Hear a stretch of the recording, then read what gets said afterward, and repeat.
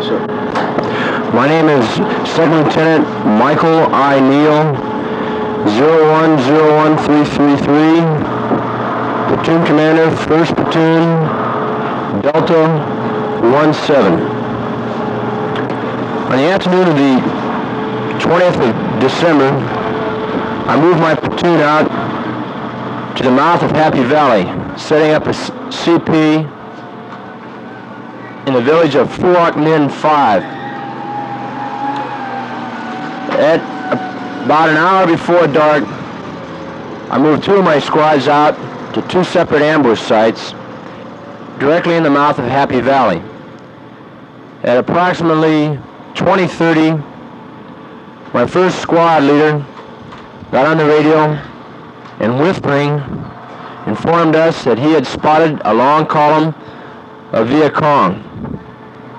Later, the radio man informed me that they counted 146 before they opened up. He proceeded to observe them and to move down into a closer position. At this time, they were only 50 meters from. After observing them for approximately 20 minutes and seeing no end to the column, the squad leader with his 5 other men opened up on the enemy column and scattered it. I moved out with a reaction force to join up with them, and I moved my other squad down this trail I figured the VC would go back out on. They also hit the VC as they were coming down the trail, seeing 6 to 10 of them drop when our own machine gun, our Mike 60, opened up on them. I got out across the river and made contact with the 1st squad. We linked up. I got my 3rd squad up that had also opened up on the enemy. And by then, another squad from another platoon came up and joined up with us. And a reaction force from our company came out and joined up with us. So by then I had 5 squads. I sent the 2 other squads from the 2 other platoons out to sweep in one direction, and I took my platoon and went out in the direction we last saw the enemy fleeing in. We swept about 300 meters, had 2 squads up, 1 squad back, when all of a sudden we were hit with 60 mortar rounds, heavy automatic weapons fire. I'm sure there were some laws fired at us and rifle grenades, plus a lot of hand grenades just thrown from real close range. We moved through the mortar fire, and another machine gun opened up on us, killing 2 of my men. We suffered 4 casualties, 4 wounded right off the bat. We started taking fire from the high ground to our rear. So I sent one of my squad leaders up, Lance Corporal Pettit, with his squad, to fire and maneuver to the top. They fired and maneuvered to the top, drove off the enemy. Lance Corporal Pettit personally killed one of the enemy and captured his AK-47. Meanwhile, we were still moving down the bottom, maneuvering up on the enemy positions. One of the 2 men that had been killed previously in the first burst of fire was the squad leader of the 1st squad that initially set off the whole deal. He was wounded first in the leg, blew about half his foot off, and he got up and kept on going after the machine gun, and took a direct burst in the heart and was killed.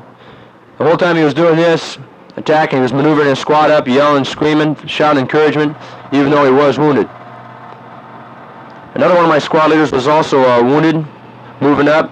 He was shot once in the back, he got up, kept on going, got shot in the leg, so he couldn't move anymore, so he just sat there and fired his M79 at the enemy and kept screaming at his men and moving them up. I moved on down, realized I lost my 2 squad leaders down there then, so I started moving the men around.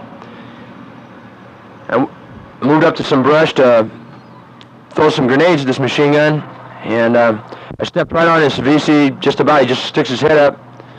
So I had my hands full of grenades. I had to drop him, and I shot him with my .45. And that's when we, right next to him, was this long cylindrical tube. First I thought it was a 106. And so we called in, got back to radio, called in the information, and it, from what they could tell us back there, from what we could tell them, they told us it was a 122 millimeter rocket tube. So we kept spreading out, and every time we'd go through a bush or something, it seemed like we'd step in another VC. They were all over the place in little groups, continually throwing grenades at us and continually firing at us from different sides. It seemed like at about this time, saw Hill 10 start coming under mortar fire. And the Huey gunship started working out overhead. And in the meantime, I happened to have our FO with us. I was fortunate to have him. He did a fine job of calling in artillery for us and calling in illumination, which was kept up all the time. But like I said, they started hitting Hill 10 about 3,000 meters away from us. And it seemed like after the attack on Hill 10 broke off, Charles quit hitting us. It seemed like maybe he just wanted to maintain contact long enough to get the attack on Hill 10 off. And also when he found out he couldn't get his rocket tube back, he seemed like he just kind of faded off. But for the next 2 hours, we took sporadic grenades and sporadic fire, but no more heavy contact. We couldn't find him. We kept searching through the brush, and we couldn't find any more, although we found several bodies. After what seemed like a couple of weeks, it finally got light the next morning, so I got it. Oh, prior to that, at about 0400, we finally got our medevac in, and the medevac came in.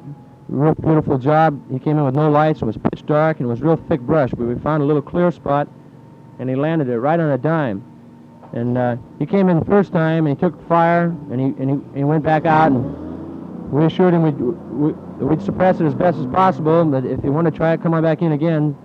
So he was real guts up, and he came back in again, and we had a 5 wounded man waiting there, and he couldn't tell, but while he was sitting on the ground, he was taking all kinds of fire. And I moved one of my squads up, and we got another one of them that was firing at him and drove the rest of them off, I guess, because we couldn't find them. And we put the 5 wounded men on there, and the medevac was complete. So anyway, we just sat down, got in a defensive perimeter. We had the high ground, and we put a tight defensive perimeter around this rocket tube and around our 2 KIAs and in the general area. At first light, we searched out the area again. We found 3 more bodies, enemy bodies, and about 5 meters from this rocket tube, we found a machine gun position and the machine gun, and there was another rocket tube. And also there was a mounting device, which you can't call like a bipod, but it was kind of flat, but it would fold up. It was a mounting device for the rocket tube. And then in a metal box, it was about 12 inches by 12 inches, we found a sight. It was a sight that would just attach right on the side of the rocket tube.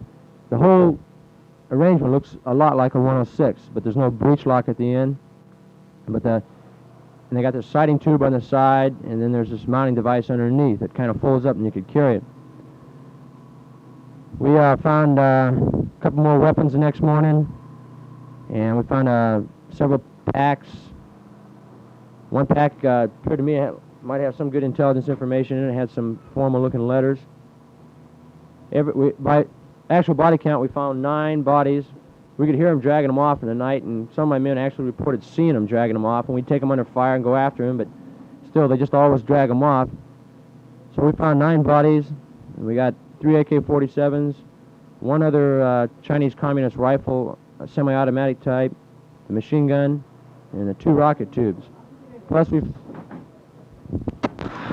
found all kinds of Chi-Com grenades and Mike 26 grenades that they were carrying. It seemed like most of the night that's what they were throwing at us was Mike 26s because we could hear the spoons flying all over the place.